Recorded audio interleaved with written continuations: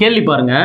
z is equal to x square by y எனும்போது x மற்றும் y இன் மதிப்புகள் 10% அதிகரிக்கிறது எனில் z இன் மதிப்பில் ஏற்படும் சதவீத மாற்றம் என்ன அப்படிங்கிறதான் கேள்வி.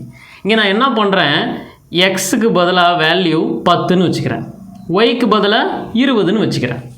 இங்கே என்ன z என்ன இருக்குது, எக்ஸ் ஸ்கொயர் இருக்கா, அப்போ எக்ஸ் ஸ்கொயர்னால் இங்கே 100 வரும், ஒய்க்கு 20 அப்படியே இருக்கும். இதை அடித்தோம்னா 5. இனிஷியலாக ஜெட்டோட வேல்யூ வந்து 5 இருக்குது. சரிங்களா? கேள்வியில் என்ன சொல்லியிருக்காங்க, எக்ஸ் மற்றும் ஒய்யின் மதிப்புகள் 10% அதிகரிக்கிறது. அப்போ இதில் 10% வந்து அதிகரித்தா 10ல் 10% எவ்வளோ, 1. அப்போ +1 பண்ணோம்னா இங்கே 11 வரும். சரிங்களா? அடுத்தது ஒய்யிலையும் அதே மாதிரி 10% அதிகரிக்கிறது. அப்போ 20ல் 10% எவ்வளோ, 2. சரிங்களா? அப்போ 10% 2னா அப்போ 20% 4, அப்போ 30 6 அந்த மாதிரி போயிட்டுருக்கும்.